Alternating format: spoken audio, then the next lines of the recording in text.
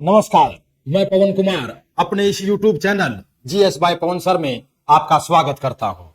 आज मैं अपना टॉपिक आप लोगों को अर्थक्वेक, भूकंप और भूकंप से जितनी भी व्यवस्थाओं में भूकंप की उत्पत्ति हुई, कहां भूकंप की उत्पत्ति होती है, किस कारण से भूकंप की उत्पत्ति होती है, इसके बारे में हम आज विस्तार से डिस्कस करेंगे। भूकंप भूकंप होता क्या है? भूकंप एक प्राकृतिक घटना है जिसमें पृथ्वी के अंदर से जो ऊर्जा निकलती है, उस ऊर्जा निकलने से जो तरंगे उत्पन्न होती है उसे ही भूकंप बोलते हैं। भूकंप, इन्हीं तरंगों को भूकंपीय तरंगे कहा जाता है। और ये तरंगे कितने प्रकार की होती है? ये तरंगे 3 प्रकार की होती है। जो भूकंप है, पृथ्वी के अंदर, हमारी पृथ्वी के अंदर जहां भूकंप की स्थिति उत्पन्न होती है, जो भूकंप का केंद्र होता है, उसको क्या बोलते हैं? उसको हाइपो सेंटर बोलते हैं। हाइपो सेंटर कौन सा होता है? एग्जाम के में कई बार ये पूछा गया है कि पृथ्वी के अंदर वह स्थान जहां भूकंप का केंद्र स्थित होता है उसे क्या बोलते हैं? हाइपो सेंटर बोलते हैं। पृथ्वी की सतह के ऊपर, पृथ्वी के क्रस्ट वाले पार्ट पर जब पहली बार भूकंप की स्थिति बनती है या सबसे पहले भूकंप की तरंगे पहुंचती हैं, उसको क्या बोलते हैं? उसको अधिकेंद्र बोलते हैं। इंग्लिश में एपिसेंटर बोलते हैं। हिंदी में अधिकेंद्र, इंग्लिश में एपिसेंटर बोलते हैं। जो भूकंप है, उस भूकंप किस कारण से भूकंप की स्थिति उत्पन्न होती है? एक तो ज्वालामुखी क्रियाओं के कारण। ज्वालामुखी क्रियाएं किस प्रकार से व्यवस्थाओं में परिवर्तन करती हैं, जिस कारण से भूकंप की स्थिति बनती है? पृथ्वी की प्लेटों में खिंचाव बढ़ने पर, जो प्लेटें हैं हमारी पृथ्वी के अंदर, उन प्लेटों में खिंचाव बढ़ने पर जो सतह पर दरारें उत्पन्न होती हैं, उससे भूकंप की स्थिति बनती है। जो भूकंप है, जब प्लेटों पर दबाव बढ़ता है, हमारी प्लेटों पर दबाव बढ़ेगा तो कुछ प्लेटें टूट जाती है और इसके प्रभाव से आसपास की चट्टानें खिसकने लगती हैं। यह भी भूकंप का एक प्रमुख कारण होता है। ये तो था हमारी ज्वालामुखी क्रियाओं के कारण। और जो ज्वालामुखी क्रियाओं से अतिरिक्त या अलग पूछे तो जो हमारी टेक्टोनिक प्लेटें हैं, वो टेक्टोनिक प्लेटों के आपस में टकराने से जो झटके महसूस किए जाते हैं, उसके कारण भी भूकंप की संभावना बनती है। और तीसरा जो मानव निर्मित है, मानव निर्मित जो व्यवस्थाएं हैं, उससे भी भूकंप की स्थिति बनती है। जो मानव निर्मित है, मानव के द्वारा जो सुरंगों का निर्माण किया जाता है, उनसे भी भूकंपों की स्थिति बनती है। जो डैम बनाए जाते हैं, बांध बनाए जाते हैं, उनसे भी भूकंप की संभावना बढ़ती है। ये प्रमुख कारण थे अर्थक्वेक के, भूकंप के। भूकंप जो मापने वाला है, भूकंप को जो मापा जाता है, किस इंस्ट्रूमेंटल से मापा जाता है? सिस्मोग्राफी से मापा जाता है। जो सिस्मोग्राफी से मापा जाता है तो किस स्केल के द्वारा मापा जाता है? रिएक्टर स्केल के द्वारा भूकंप को मापा जाता है। जो रिएक्टर स्केल का जो ये पैमाना है, वो कितने से कितने के बीच होता है? वो रिएक्टर 0 से 10 के बीच होता है। ये भी पेपर के पॉइंट ऑफ व्यू से वेरी इंपॉर्टेंट है। कई बार पूछा गया है कि जो रिएक्टर स्केल है, जो पैमाना है, वो कितने से कितने के बीच होता है? वो 0 से 10 के बीच होता है।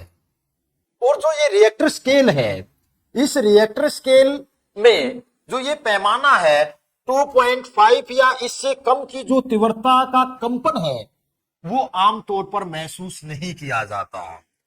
लेकिन यंत्रों के द्वारा, मशीनों के द्वारा, सिस्मोग्राफी के द्वारा इसको महसूस किया जा सकता है। और जिसकी तीव्रता 5 से अधिक होगी, जिस भूकंप की तीव्रता 5 से अधिक होगी, वो भूकंप विनाशकारी भूकंप माना जाता है। जो भूकंप की ऊर्जा निकलने की जो तीव्रता का एसआई मात्रक क्या है? एम्पियर है। एम्पियर जो एसआई मात्रक है वो किसका है? जो भूकंप से ऊर्जा निकलती है उसकी तीव्रता का एसआई मात्रक एम्पियर है। जो रिएक्टर स्केल है उस रिएक्टर स्केल में हमने ये तो पढ़ा, पेपर के पॉइंट ऑफ व्यू से वेरी इंपॉर्टेंट है कि वो 0 से 10 के बीच जो नंबर होते हैं वो इसी नंबर के बेस पर होती है जो तीव्रता मापी जाती है। लेकिन इसी रिएक्टर स्केल में एक एओ होता है, वो 1/1000 मिलीलीटर के बराबर होता है। यानी कि ये किसको इंगित करता है? एओ किसको दर्शाता है? 1/1000 मिलीलीटर को दर्शाता है। जो रिएक्टर की प्रेरणा है, जो रिएक्टर में एक, ये मैं आपको बताऊं, एक रिएक्टर में एक पॉइंट जब बढ़ेगा, इसमें एक पॉइंट बढ़ेगा तो कितनी वृद्धि होगी? 31 गुना की बढ़ोतरी होगी, वृद्धि होगी। वो वृद्धि का 1 डिग्री जब बढ़ेगा तो कितनी बढ़ोतरी का प्रतिनिधित्व करेगा? वो प्रतिनिधित्व करेगा 31 गुना बढ़ोतरी का 1 पॉइंट पर वो प्रतिनिधित्व करेगा। ये था भूकंप को मापने की जो व्यवस्था थी। अब जो हमने जो भूकंप की तरंगे थी, वो भूकंप की तरंगे 3 प्रकार की तरंगे होती हैं, प्राइमरी वेव, सेकेंडरी वेव और सरफेस वेव। ये 3 प्रकार की तरंगे होती हैं। हमारी पृथ्वी, ये हमारी अर्थ का आधा पार्ट। अर्थ को जब हम समझते हैं तो अर्थ को 3 पार्टों में बांटा गया। अर्थ को जो 3 पार्टों में बांटा गया, सबसे निचले वाले पार्ट को क्या बोलते हैं?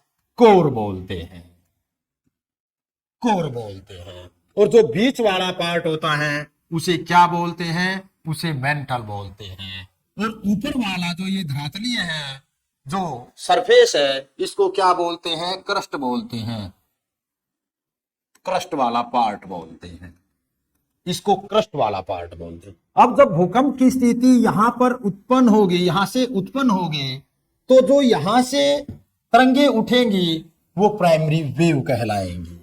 जो सेकंड पार्ट में जाएंगी वो कौन सी कहलाएंगी? वो सेकेंडरी वेव कहलाएंगी। और जो सरफेस की तरफ जाएंगी वो कौन सी कहलाएंगी? एल तरंगे कहलाएंगी।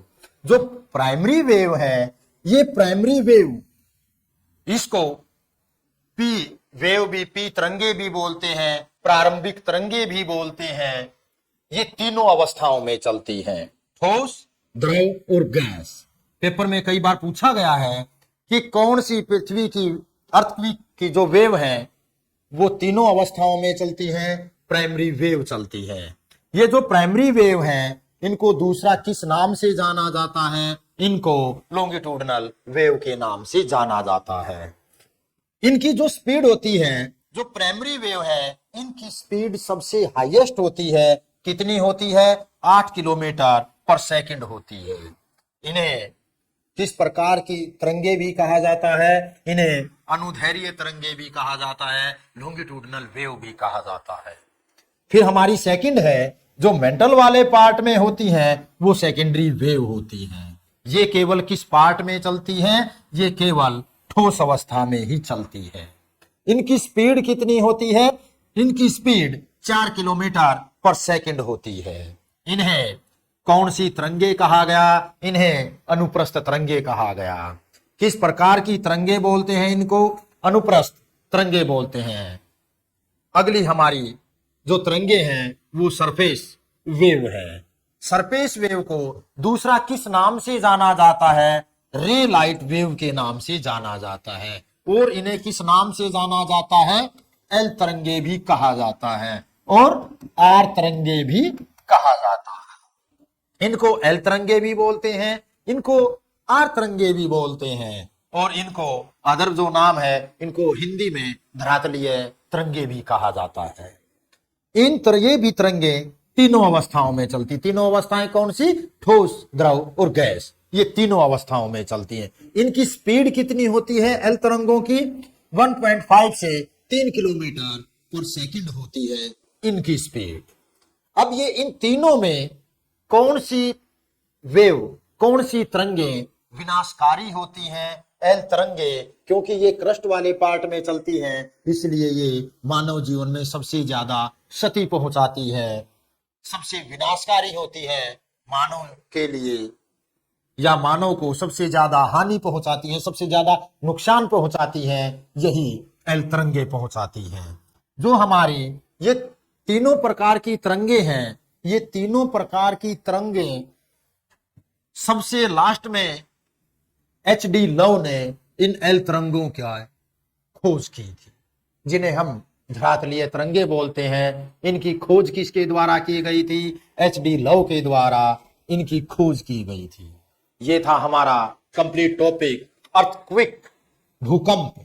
भूकंप को किस प्रकार से मापा जाता है, भूकंप की उत्पत्ति किस प्रकार से होती है, तीन ही कारणों से भूकंप की स्थिति। एक हमने पीछे पढ़ा, जो तीन इसके कारण थे, वो एक तो ज्वालामुखी क्रियाओं के कारण, और दूसरा टेक्टोनिक प्लेटों के कारण, और एक मानव के द्वारा निर्मित या तो सुरंग बनाए जाएं या फिर डैम बनाए जाएं। इन तीन, ये प्रमुख तीन कारण हैं, जिन तीन कारणों से भूकंप या अर्थक्वेक की स्थिति बनती है। हमारे स्थलखंड में, हमारी पृथ्वी के प्लेन एरिया में जब पृथ्वी हिलेगी, उसे अर्थक्वेक बोला गया, भूकंप बोला गया। जो हमारे सागरों महासागरों में, ओशियन या सी में जब पृथ्वी हिलेगी, उसे क्या बोला गया? उसे सुनामी बोला गया। सुनामी एक जापानी वर्ड है। जापान ने ही सबसे पहले जो पृथ्वी हमारी पानी के अंदर या जल के अंदर, सागरों में, महासागरों में हिली थी, उसको एक नया नाम दिया था, सुनामी नाम दिया था। कल रात को और 4-5 दिन पहले भी नेपाल में भूकंप के झटके, या भूकंप का जो मूल केंद्र था और उसके झटके भारत में और भारत की कैपिटल न्यू दिल्ली या दिल्ली में भी महसूस किए गए। जो कल रात को भूकंप महसूस किया गया, जो उसकी तीव्रता मापी गई, उसकी तीव्रता 5.9 उसकी तीव्रता मापी गई है। ये हमारा कंप्लीट टॉपिक था, अर्थक्वेक, भूकंप। अगर आपको ये मेरी वीडियो अच्छी लगी हो तो मेरे चैनल को सब्सक्राइब करिए, लाइक करिए और वीडियो को शेयर करिए। धन्यवाद।